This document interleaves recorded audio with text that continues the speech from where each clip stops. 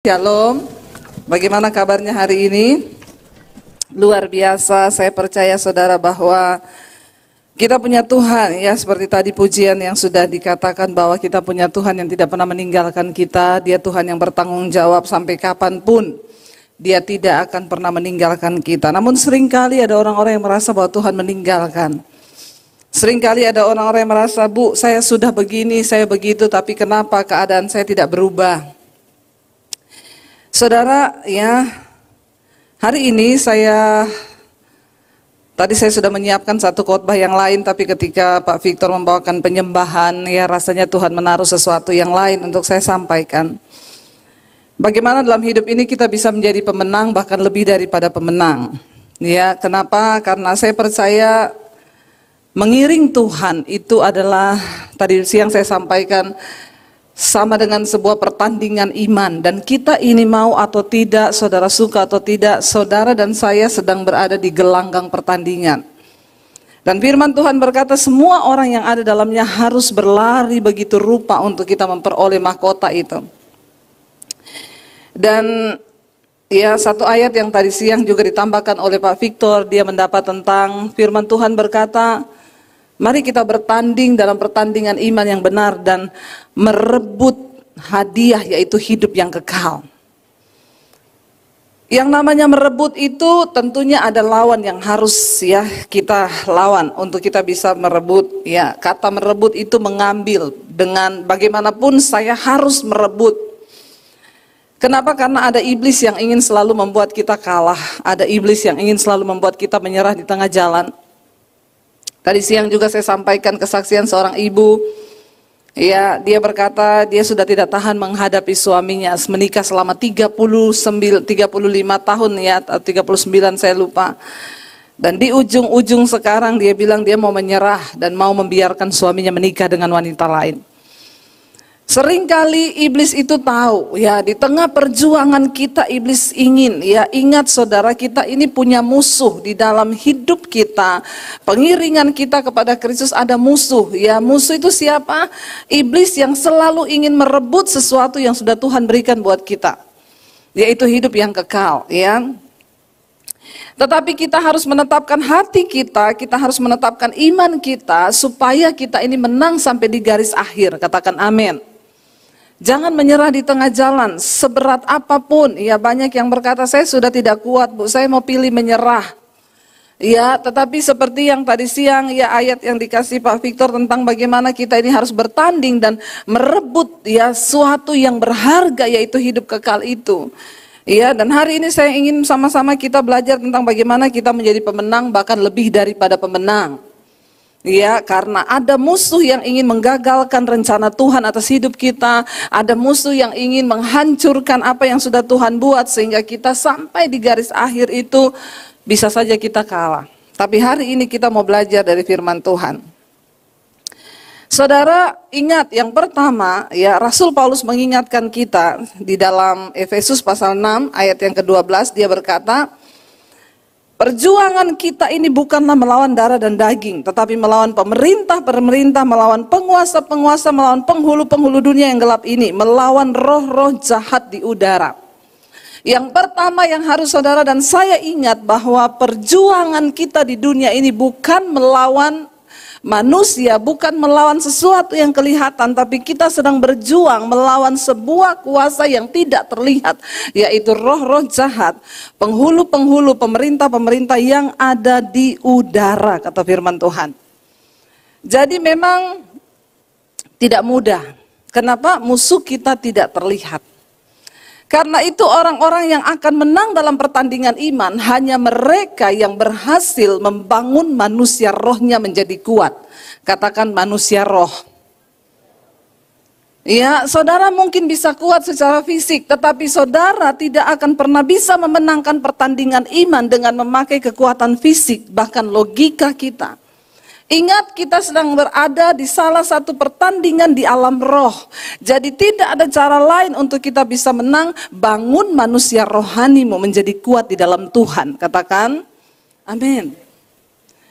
Berapa puluh tahun engkau jadi Kristen itu tidak menjadi jaminan engkau menang dalam pertandingan iman, ya. Tetapi siapa yang sudah membangun manusia rohnya, ketika manusia roh kita kuat, maka kita akan bisa mengalahkan setiap pertandingan. Saya tadi pagi juga menyampaikan tentang Tuhan ingatkan bagi jemaat di tempat ini, ya, perhatikan apa yang engkau dengar hari-hari ini. Kenapa saudara? Karena hari-hari ini itu iblis terus berusaha berbicara di hati.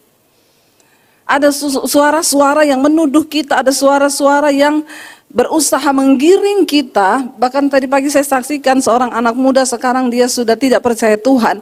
Dia bilang tidak Tuhan-Tuhanan lagi, dia dulu pelayanan saudara.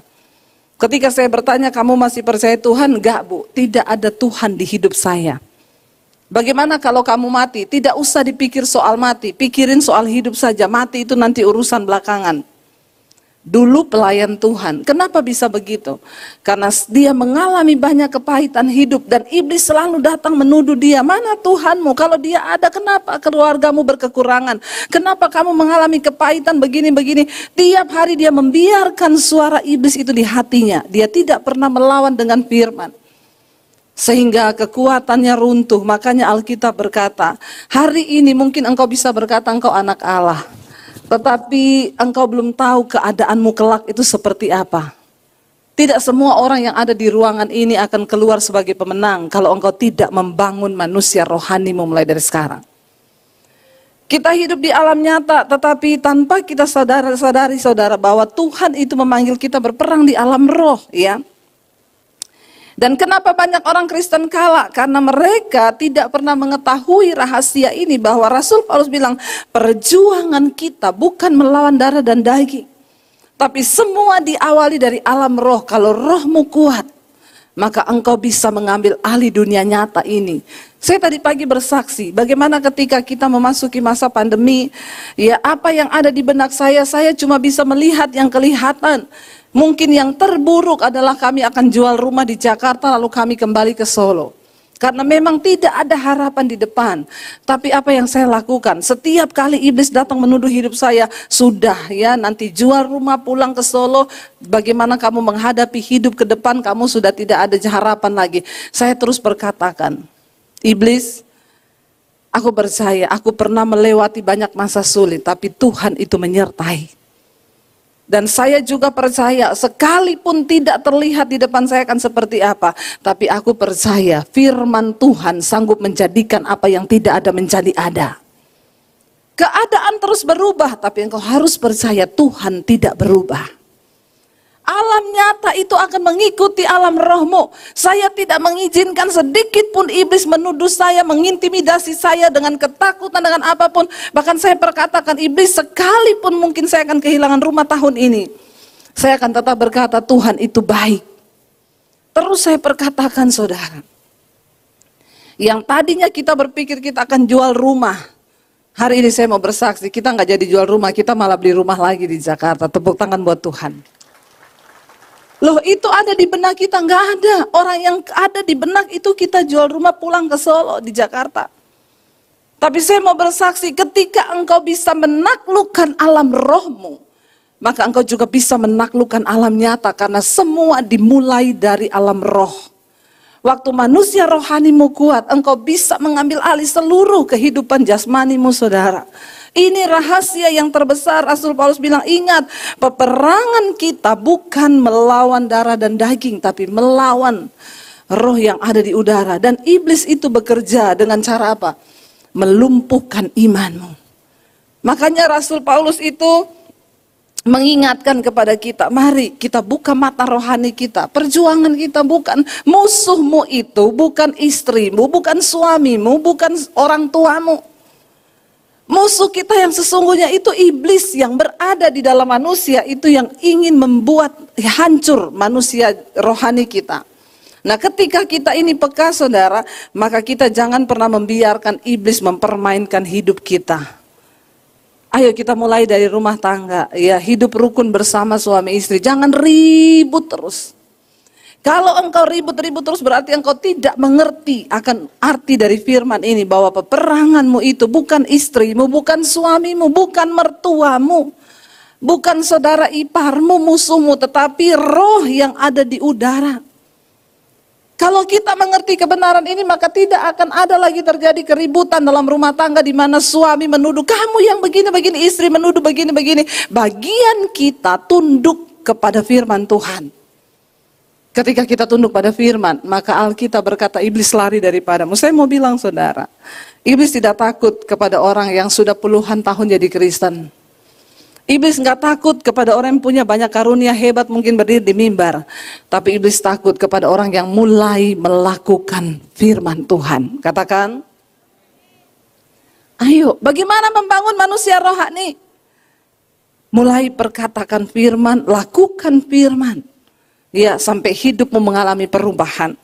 Ya, yang pertama sadarilah bahwa musuh kita bukan melawan darah dan daging. Yang kedua, konsep kemenangan itu kita harus rubah. Kalau konsep dunia ini itu menang, itu berarti ya kalau ada orang fitnah kita lalu kita balas jahat sama dia. Wah, saya menang, saya berhasil penjarakan dia, kapok dia.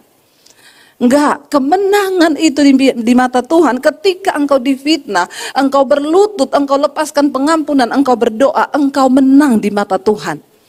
Mari kita mulai membuang konsep kemenangan secara manusia yang selama ini kita pikir, oh kalau saya berhasil membalas hidupnya, lalu dia bisa hancur hidupnya, berarti saya yang menang. Enggak saudara, hukum Tuhan dan hukum dunia itu berbeda.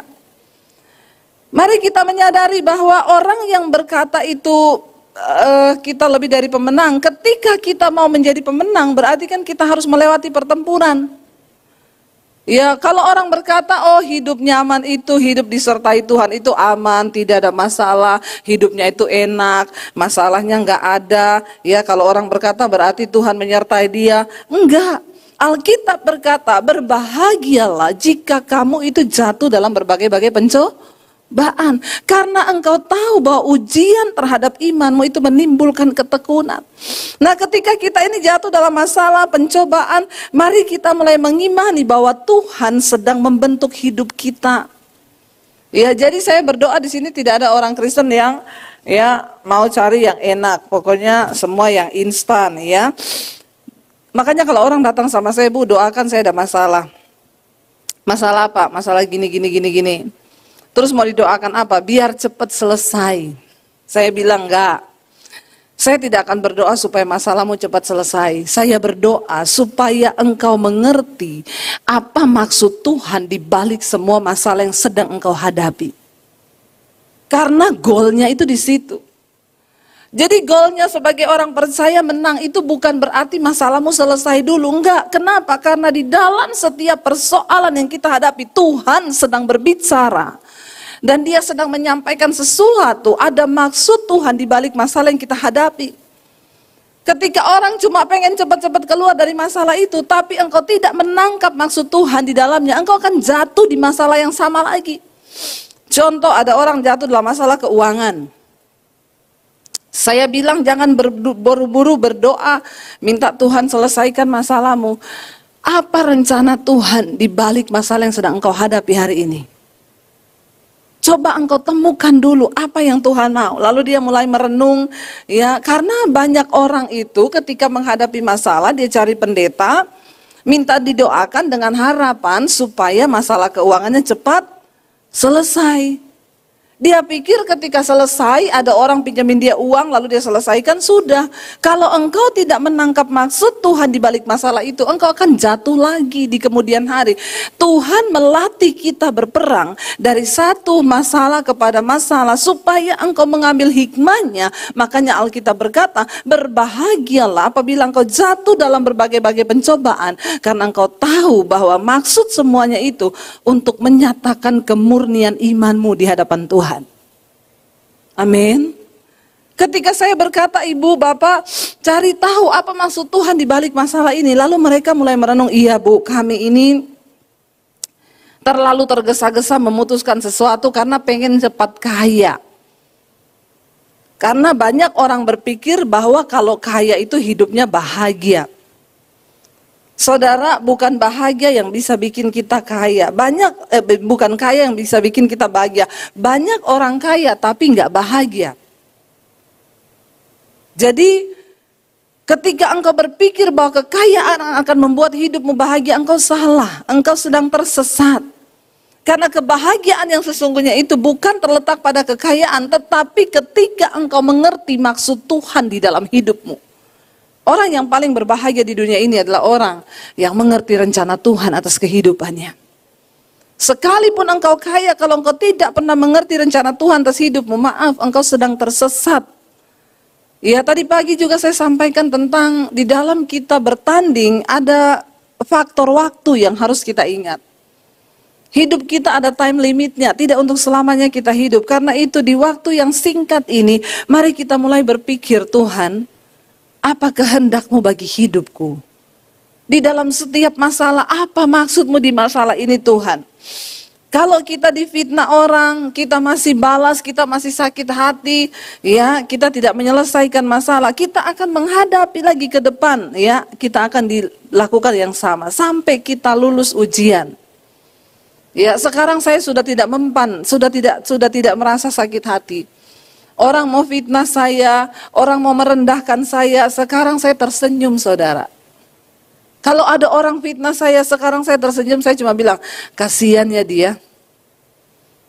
Bukankah kita nikmat ketika kita hidup sudah sampai di level, kenapa? Karena saya ini sudah direndahkan, sudah mengalami proses yang benar-benar rendah. Kalau kita sudah jadi seperti keset, kita sudah paling ada di tempat terendah, kan siapa lagi yang mau merendahkan kita? Itu loh maksud Tuhan. Ketika engkau sudah diproses, enak hidupmu. Engkau tidak perlu merasa marah, tersinggung. Ya, jadi engkau konsep kemenangan bagi orang percaya bukan waktu engkau bisa balas kepada orang lain. Tapi ketika engkau bisa menundukkan dirimu, melepaskan hakmu untuk engkau mengikut Tuhan. Dan engkau menemukan kehendak dan rencana Tuhan di dalam hidupmu, itu yang terbaik. Ya, makanya ayat ini berkata, saudara, ya, Rasul Paulus bilang ya bahwa kita ini harus melihat lebih dari semuanya itu, konsep kemenangan kita sebagai orang percaya itu kita harus rubah. Jangan berpikir, oh waktu masalah keuangan saya selesai itu saya sudah menang. Belum. Waktu engkau belum menemukan rencana Tuhan di dalamnya, engkau tidak akan pernah menang. Ketika engkau satu saat sudah kaya, engkau akan jatuh lagi di lubang yang sama. Makanya ada orang berkali-kali jatuh di lubang yang sama. Masalah keuangan jatuh lagi. Masalah seks dia jatuh lagi. Berselingkuh dia jatuh lagi. Dia tidak pernah menang. Kenapa? Karena dia tidak pernah mengambil hikmah di balik semua yang dia alami. Apa yang kita hadapi sekarang, percayalah Tuhan turut bekerja di dalamnya untuk mendatangkan kebaikan di hidup kita. Dan jangan pernah menyerah, saudara. Yang pertama tadi, ingat kita punya musuh, dan musuh kita itu ya bukan darah dan daging, musuh kita tidak terlihat. Yang kedua, perbaiki konsep kemenangan kita di hadapan Tuhan. Karena prinsip Tuhan dan prinsip dunia ini selalu bertolak belakang. Ya, menang bukan berarti kita bisa mengalahkan orang lain, tapi menang kita bisa mengalahkan diri kita sendiri dan tunduk kepada kehendak Tuhan. Roma pasal 8 ayat yang ke-31, ya, firman Tuhan berkata begini, saudara. Sebab itu apakah yang akan kita katakan tentang semuanya itu? Jika Allah di pihak kita, siapa yang akan melawan kita? Kunci kemenangan yang berikutnya adalah pastikan bahwa Tuhan ada di dalam hidupmu. Jika Allah ada di pihak kita, siapakah yang akan melawan kita? Ada begitu banyak orang tidak mengerti akan ayat ini. Jangan cuma memperkatakan firman, tetapi engkau harus menghidupi firman itu. Siapa yang percaya bahwa Allah ada di dalam dirinya, saudara, itu adalah orang-orang yang tahu betul bagaimana cara dia hidup. Bagaimana Tuhan itu bekerja di dalam hidupnya. Kalau kita baca 2 Korintus pasal 13 ayat yang kelima, ya, sebaiknya kita melakukan ayat ini. 2 Korintus 13 ayat yang kelima ini penting. Ya, firman Tuhan berkata di sana, 2 Korintus 13 ayat yang kelima, ujilah dirimu sendiri. Apakah kamu tetap tegak di dalam iman? Selidikilah dirimu. Apakah kamu tidak yakin akan dirimu bahwa Kristus Yesus ada di dalam diri kamu? Sebab jika tidak demikian, kamu tidak apa? Tahan uji. Bagaimana kita menjadi orang-orang yang tahan uji? Ayat ini berkata, uji dirimu sendiri. Coba kita merenung sejenak, menguji diri. Apakah engkau yakin engkau hidup di dalam Tuhan? Apakah engkau yakin bahwa Tuhan sungguh-sungguh ada dalam hidupmu? Siapa yang yakin bahwa dia hidup di dalam Tuhan? Artinya apa? Setiap hari kita hidup dalam kebenaran. Yang kita pikirkan adalah rencana Tuhan. Karena banyak orang berkata bahwa dia ada dalam Kristus, tapi sesungguhnya dia tidak pernah hidup bagi Tuhan. Dia hidup bagi dirinya, dia hidup bagi keinginannya. Bahkan banyak yang berkata milik Kristus, tetapi mereka hidup bagi kepentingan setan. Siapa hamba Tuhan yang sesungguhnya? Hamba Tuhan adalah orang yang melakukan firman Tuhan. Saya tadi saya tertawa tadi mendengar cerita salah satu pengerja di sini, ya. Saya nggak tahu ini pengalaman di sini atau di mana gitu ya, tapi dia cerita pernah jadi asyir. Lalu untuk kursi hamba Tuhan ditulisi, ini kursi khusus hamba Tuhan. Ya, jadi situ kursi khusus hamba Tuhan. Lalu ada jemaat datang duduk, saudara. Lalu dia bilang, maaf Bu, ini ada kursi khusus hamba Tuhan. Jemaatnya bilang, emang saya hamba siapa? Hamba setan. Ya, tapi ini jemaat pinter. Benar itu, kecuali tulisannya itu kursi untuk pengkhotbah. Karena tidak semua jemaat itu kan pengkhotbah ya. Saya bilang, ya benar itu jemaat. Siapa hamba Tuhan yang sesungguhnya? Orang yang melakukan kehendak Tuhan, firman Tuhan. Dia disebut hamba Tuhan. Lah kalau nggak jadi hamba Tuhan berarti hamba hamba setan. Di dalam dunia ini kan cuma ada dua, hamba Tuhan sama hamba setan. Benar itu. Itu jemaat pintar itu. Ya, loh emang saya hamba siapa? Saya juga kan termasuk hamba Tuhan. Ya berarti dia berhak duduk di situ. Kecuali dibilang tuh kursi untuk pengkhotbah. Benar itu. Jadi saudara ya, ada begitu banyak orang mengaku Kristus ada dalam dirinya. Tetapi pertanyaan saya, apakah engkau sungguh-sungguh hidup sebagai hamba Tuhan atau cuma ngaku-ngaku? Mumpung masih sekarang, masih ada waktu, Tuhan ingatkan kita, ayo kita bertobat. Jangan sampai Yesus berkata, di kemudian kelak nanti akan terjadi ketika aku datang kembali. Banyak yang datang dan mengaku, Tuhan aku bernubuat demi namamu, aku usir setan demi namamu, aku tiap minggu ke gereja demi namamu. Tuhan bilang, enyah engkau daripadaku. Dan saat itulah kata Yesus, aku akan berterus terang. Mengerikan itu ketika Tuhan bilang, saat itulah aku akan berterus terang. Ternyata selama ini banyak orang yang GR merasa mereka dalam Tuhan. Aku akan berterus terang bahwa aku tidak mengenal engkau pembuat kejahatan. Mari mumpung masih ada waktu kita introspeksi diri. Ayat ini berkata, uji dirimu sendiri. Bagaimana kita bisa menjadi pemenang di hari-hari ini? Uji dirimu, apakah kamu tetap tegak di dalam iman? Ketika tidak ada orang, apakah engkau lebih memilih menonton film porno? Atau engkau tunduk kepada Roh Kudus, ini dosa? Lalu engkau skip semua hal itu? Apa ketika tidak ada orang melihat hidupmu, engkau hidup jujur di hadapan Tuhan? Karena kita tahu bahwa mata Tuhan itu menjelajah ke seluruh bumi, melihat orang baik dan orang jahat. Jangan GR merasa bahwa engkau anak Tuhan, ternyata engkau hidup jauh dari Tuhan. Itu yang paling ya menyedihkan saudara. Kunci dari kekalahan orang Kristen itu apa? Karena mereka tidak hidup dekat dengan Tuhan, melekat kepada Kristus. Selama engkau hidup melekat dengan Kristus, engkau akan memperoleh kekuatan untuk bisa menang, bahkan berperang melawan setan hari-hari ini. Ada begitu banyak orang berkata, Bu, saya tidak bisa, Bu, mengatasi hidup saya ini, saya mau keluar dari dosa ini, tapi saya tidak mampu. Saya bilang, iya, karena kamu mencoba keluar dari dosa dengan kekuatanmu. Lalu apa yang saya harus lakukan, Bu? Dekatkan dirimu pada Tuhan.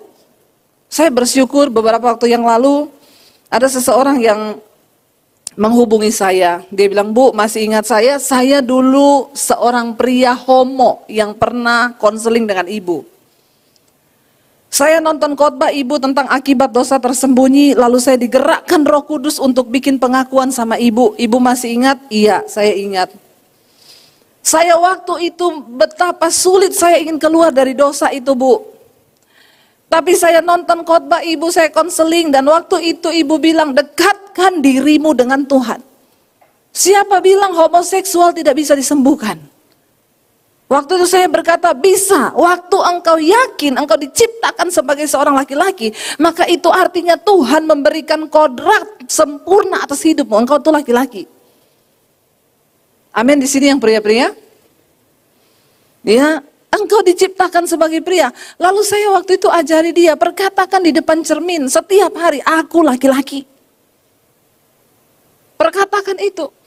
Lalu dia bilang kemarin, Bu, puji Tuhan, sekarang saya sudah melayani. Saya mengerti konsep tentang pelayanan. Kadang kita berpikir melayani itu harus di mimbar. Tapi sekarang, Bu, saya melayani di keluarga saya sendiri. Saya membuka mesbah doa di dalam keluarga saya. Dan puji Tuhan, Bu, saya mulai meninggalkan dunia kesesatan saya itu. Ya, meninggalkan homoseksual. Dan puji Tuhan, Bu, sekarang saya punya pacar wanita, Bu. Dan saya sudah jujur dan terbuka semua sama dia tentang siapa saya. Dan puji Tuhan, Bu, dia mau menerima saya apa adanya. Saya bilang, wow, Tuhan itu dahsyat. Tidak ada perkara yang mustahil bagi Tuhan. Bahkan yang orang bilang tidak mungkin disembuhkan, sebenarnya bukan tidak mungkin, tapi engkau tidak mau disembuhkan Tuhan. Kalau engkau mau berjuang, ya ayat ini berkata, uji dirimu. Apakah benar-benar engkau yakin Tuhan ada di dalam dirimu?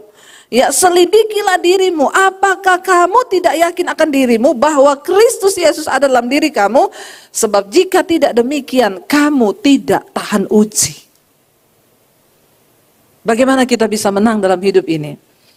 Kamu harus selidiki dirimu loh. Hari ini saya berikan saudara waktu untuk merenung. Tanya sama dirimu, apakah aku ini benar-benar jadi anak Tuhan yang benar, hidup melakukan firman, tunduk pada kehendak Tuhan, atau aku ngaku Kristen tapi aku hidup bagi diriku sendiri, atau mungkin aku hidup bagi dosa.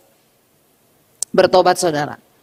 Engkau tidak mungkin menang, engkau cuma akan hidup dalam kepura-puraan dan kemunafikan. Kalau engkau jadi Kristen yang tidak melakukan firman. Ya, ayat ini berkata uji dirimu. Itu penting, ya. Kenapa saudara? Karena dalam 1 Korintus pasal 3 ayat yang ke-13 dikatakan, 1 Korintus 3:13, sekali kelak pekerjaan masing-masing orang itu akan nampak. Karena hari Tuhan akan menyatakannya, sebab ia akan nampak dengan api. Dan bagaimana pekerjaan masing-masing orang itu akan diuji oleh api itu. Jadi percuma kita hidup dalam kemunafikan, percuma kita hidup di dalam kepura-puraan, karena satu saat kelak semua hidup saudara dan saya itu akan diuji. Waktu Kristus Yesus datang, setiap kita akan berdiri di hadapan pengadilan Kristus untuk mempertanggungjawabkan semua tentang hidup kita. Ya. Dan satu saat kelak firman ini berkata, pekerjaan masing-masing orang akan nampak, karena hari Tuhanlah yang akan menyatakannya. Mari kita persiapkan diri kita saudara. Kita melihat hari-hari ini kita sedang ada di hari-hari pemurnian. Ini adalah hari-hari terakhir. Jangan sampai ada di antara kita yang gugur di tengah jalan. Mari kita mau berkata, Tuhan, kami mau menjadi pemenang iman sampai di garis akhir. Kita mau berkata kepada Tuhan, ya. Mari kita yakinkan diri kita. Kita mau berkata bahwa Kristus ada dalam diri kita, ya. Siapakah ayat tadi Roma 8 ayat 31? Ya, sebab itu apakah yang akan kita katakan tentang semuanya itu? Jika Allah di pihak kita, siapa yang akan melawan kita? Ya, saya bilang hidup kudus itu enak, hidup kudus itu gampang. Waktu kita dekat dengan Tuhan. Bagian kita hanya mendekatkan diri dengan Tuhan. Ya, pria yang homoseksual itu saya bilang, engkau tidak mungkin bisa melakukan dengan kekuatanmu. Yang harus engkau lakukan sekarang, bangun manusia rohanimu, dekatkan dirimu dengan Tuhan. Karena ketika engkau berusaha dengan kekuatanmu sebagai manusia, engkau stres, engkau jatuh dan jatuh lagi. Tapi ketika engkau membangun hubunganmu dengan Tuhan, apa yang tidak sanggup dilakukan oleh engkau karena keterbatasanmu sebagai manusia, itu akan dilakukan oleh Allah di dalam diri kita, saudara. Karena kita punya Tuhan yang hebat, ya. Ayat yang ke-32, Roma 8 ayat 32, ia yang tidak menyayangkan anaknya sendiri, tetapi yang menyerahkannya bagi kita semua, Bagaimanakah mungkin ia tidak mengaruniakan segala sesuatu kepada kita bersama-sama dengan dia, sedangkan Kristus diberi buat saudara dan saya. Apalagi kalau cuma kebutuhan hidup kita, Tuhan terlalu sanggup. Tapi pertanyaannya, apakah engkau benar-benar ada di dalam dia? Seringkali firman Tuhan berkata, bukan mataku yang kurang tajam melihat kebutuhan hidupmu, bukan tanganku yang kurang panjang untuk menolong engkau, tetapi dosa dan kejahatanmu itu yang menghambat yang baik daripadamu. Kenapa kita tidak mengalami masa-masa yang baik dalam hidup kita? Karena ada penghalang berkat di dalam hidup kita, dosa dan kejahatan kita. Mari kita mulai bertobat, tidak ada pilihan lain saudara, selain kita hidup di dalam perkenanan Tuhan. Ayat 33, siapakah yang akan menggugat orang pilihan Allah? Allah yang membenarkan mereka, siapa yang dapat menghukum mereka? Kalau kita benar-benar ada dalam Kristus, siapa yang bisa menggugat kita? Bahkan Tuhan pun tidak menggugat kita, karena dialah yang membenarkan kita, apalagi iblis. Iblis tidak akan pernah mampu menggugat hidupmu ketika engkau tunduk kepada kebenaran. Iblis tidak akan pernah bisa membujuk engkau ketika pikiranmu engkau isi dengan firman. Dan engkau tidak beri ruang di dalam pikiranmu untuk iblis boleh bekerja sama dalam hidup kita. Ya, ayat yang ke-34. Kristus Yesus yang telah mati, bahkan lebih lagi yang telah bangkit, yang juga duduk di sebelah kanan Allah, yang malah menjadi pembela bagi kita. Siapa yang akan menggugat kita kalau kita hidup di dalam Tuhan? Apalagi Kristus, dia tidak akan menggugat kita karena dia bahkan mati dan bangkit bagi saudara dan saya. Ayat yang ke-35, siapakah yang akan memisahkan kita dari kasih Kristus? Penindasan atau kesesakan atau penganiayaan atau kelaparan atau ketelanjangan atau bahaya atau pedang? Waktu engkau yang itu tadi menguji dirimu, engkau tinggal di dalam Tuhan, engkau melakukan firman, maka ayat ini terjadi dalam hidup kita. Siapa yang bisa pisahkan kita dari Tuhan? Tidak ada satupun kuasa yang bisa pisahkan kita. Ya, apa yang bisa pisahkan kita dari kasih Kristus? Penindasankah? Kesesakankah? Aniayakah? Atau kelaparankah? Atau ketelanjangan? Atau bahaya? Atau pedang? Dengar baik saudara, kita masih akan mengalami banyak masa sulit di depan ini. Dan hanya orang-orang yang hidup melekat dengan Tuhan, merekalah yang akan melihat pembelaan dan penyertaan serta kemenangan demi kemenangan. Kenapa banyak orang-orang yang menang ketika dianiaya pun mereka tetap percaya kepada Kristus? Karena mereka sudah mengalami ini. Mereka menguji dirinya dan yakin bahwa Tuhan ada dalam hidupnya. Dan itu cukup.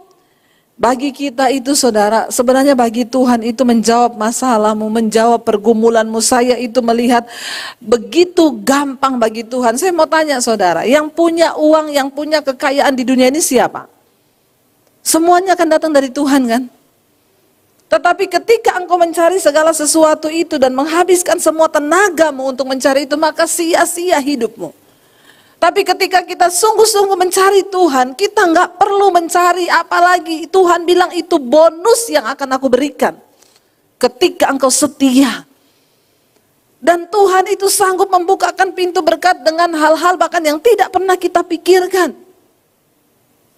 Jangan jadi orang Kristen yang terus menuntut Tuhan dengan berkat. Karena banyak orang Kristen itu mengidentikan penyertaan Tuhan itu dengan berkat jasmani. Kita berpikir bahwa uang uanglah yang menjadi tolak ukur Tuhan menyertai kita. Bertobat saudara. Perkenanan Tuhan, ya itu cuma bonus. Uang, semua yang engkau miliki, aduh saya ini sudah mengalami bagaimana Tuhan itu menyertai. Tapi di dalam segala peristiwa itu Tuhan itu turut bekerja. Satu kali saya, ya, jadi kami tuh lagi bangun rumah di Jakarta, bangun studio saudara. Ya, singkat cerita, uang saya dibawa lari. Orangnya kita sudah percaya, orangnya juga anak Tuhan, tapi ternyata waktu saya minta pertanggungan jawab, dia bilang semua nota hilang. Saya hitung-hitung tuh selisihnya ratusan juta. Pendeta juga manusia, punya rasa, punya hati, jangan samakan dengan pisau belati. Saya sedih, uang ratusan juta saudara. Saya jengkel, saya marah saudara. Ya, saya pahit setiap waktu saya WA orang itu. Mana pertanggungjawabannya, mana nota-notanya, mana. Tanpa saya sadari saya kehilangan damai sejahtera.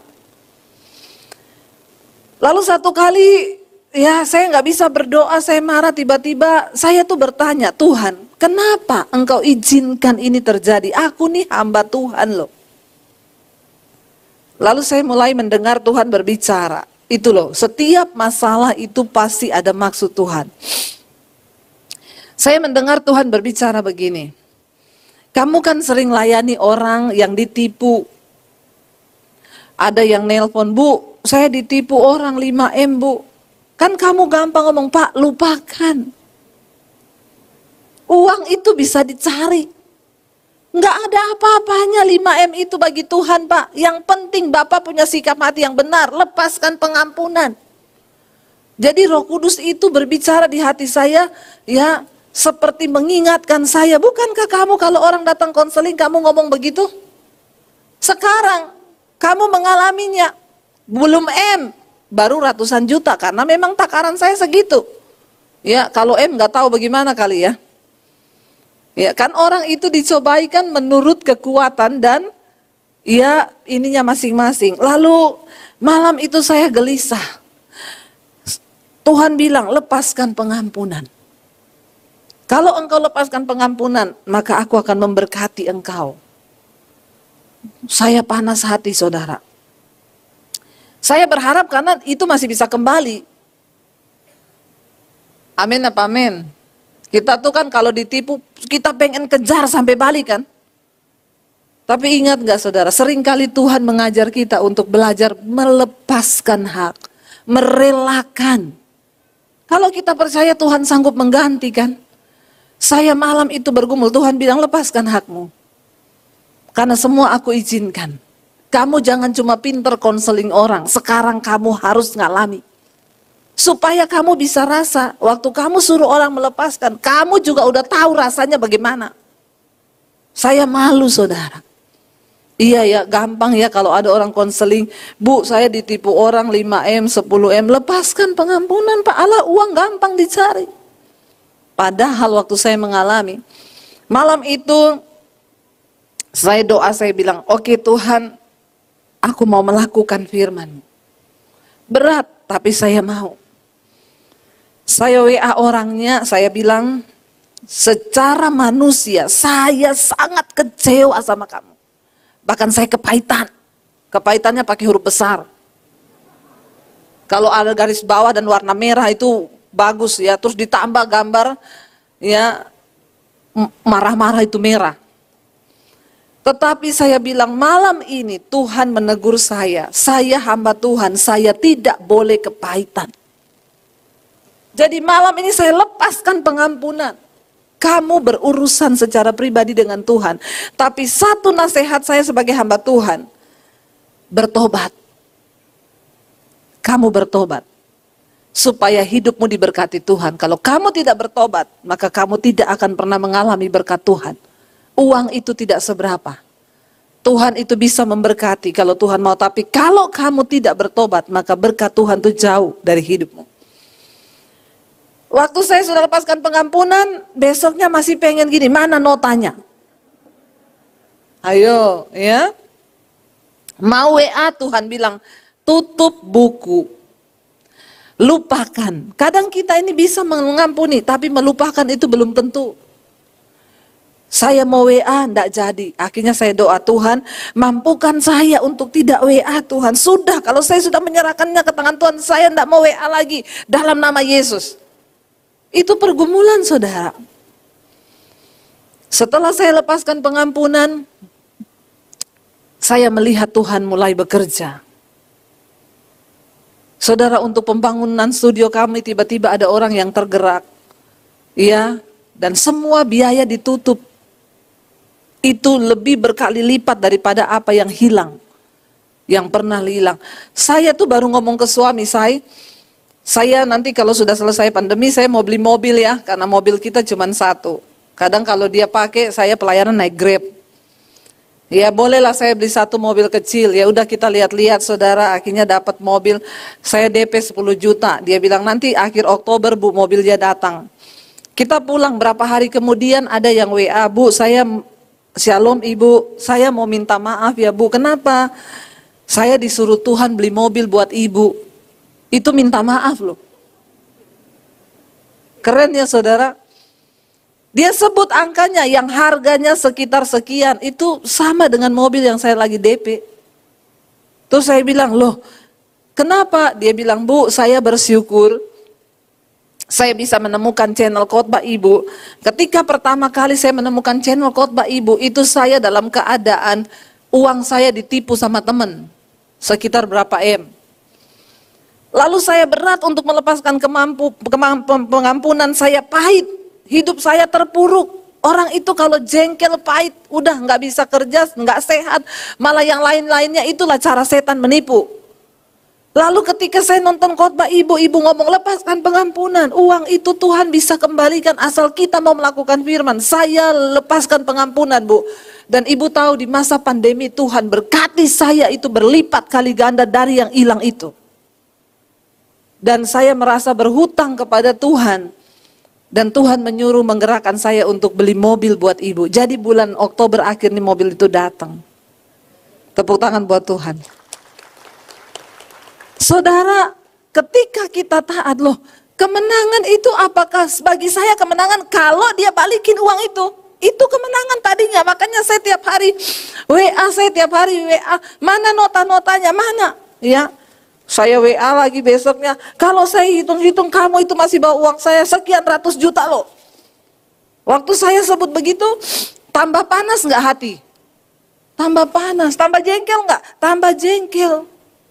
Jawabannya cuma udah hilang nota-notanya. Tambah marah nggak? Marah. Tapi ketika Tuhan ngomong lepaskan hakmu. Dan disitulah kemenangan saudara. Coba kalau saya nggak melepaskan hak, saya tidak akan melihat berkat Tuhan itu dicurahkan. Hello, kita kan punya iman bahwa kita punya Tuhan yang hebat. Tapi sering kali kita tidak mengalami itu. Kenapa? Karena engkau masih mempertahankan hakmu. Tapi kalau engkau mau melihat kemenangan hari-hari ini, lepaskan hakmu. Biarkan Tuhan yang berperkara. Saya percaya saudara, mengiring Yesus itu tidak mudah, tapi waktu engkau mau, maka Tuhan akan berikan engkau kemampuan. Kita akan menyembah Tuhan, saya minta suami saya bisa ngiringi saya, kita akan nyanyi satu pujian.